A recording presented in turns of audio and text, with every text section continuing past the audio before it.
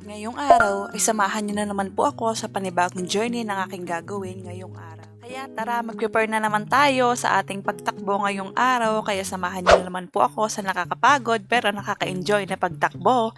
At ayun na nga guys, sinimulan ko na nga din po ang aking pagtakbo dito sa may loob ng kampo.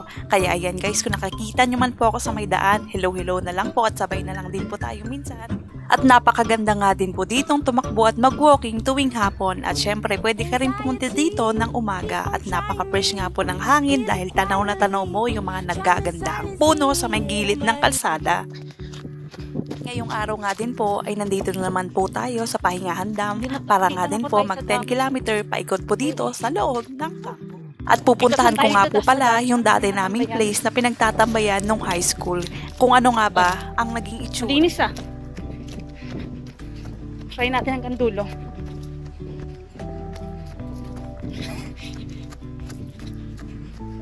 Ay nako.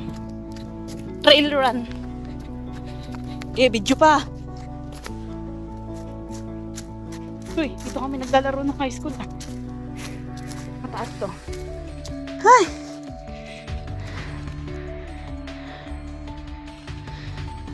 Ayun na yung paakyat ng Takong Damulag din eh. Diyan. Tabi-tabi po. Hey, I'm here. 5 kilometer takbo. Uwi pa tayo. 5 km ulit.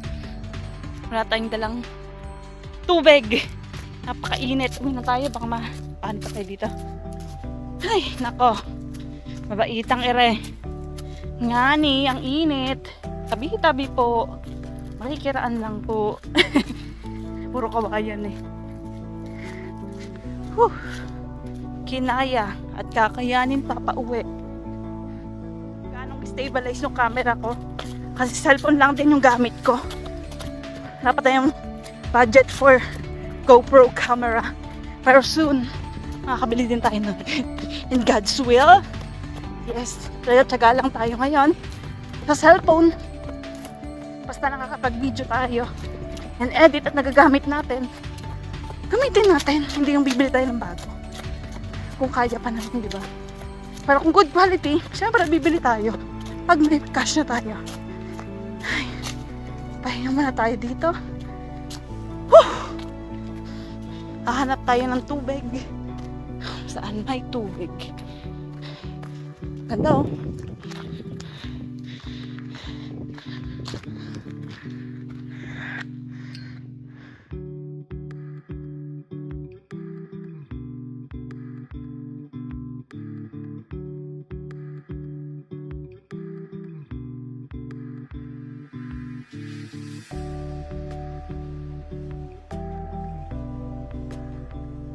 Bawal magkalat dito.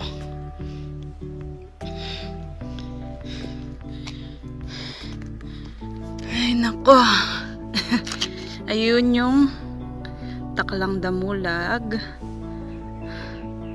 Ayan, naakyat ko na yan dati. Titingnan natin kung kailan ulit natin yung maaakyat. Titingnan natin kung anong araw tayo ulit makakaakyat dyan. Basta makakaakyat ulit tayo dyan. Nung dati, nung bata ko din ako umakyat din. Kasama ko sila father sa simbahan. Ayan, medyo hulas na tayo dahil 5 kilometer na walang tubig. Kinaya. Thanks God. Whew. Ayan guys, mag-alas 5 na naman. Uwi pa tayo. And buti na lang nakaluto na rin tayo sa bahay. Ayun nga. Andito na naman tayo sa panibago nating journey. And gagawin lang natin din yung tama, syempre, at yung masaya tayo. And yung comfortable tayo, pero push pa rin natin yung limits natin kung hanggang saan tayo.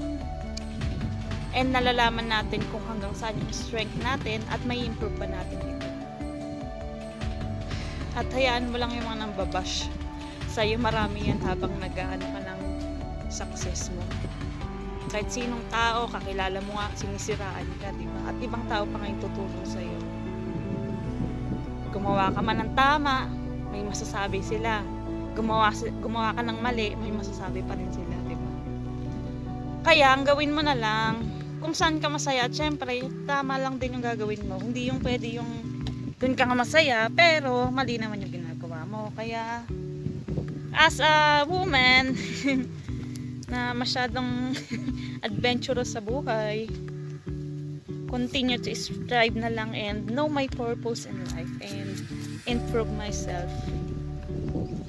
Doing what I want and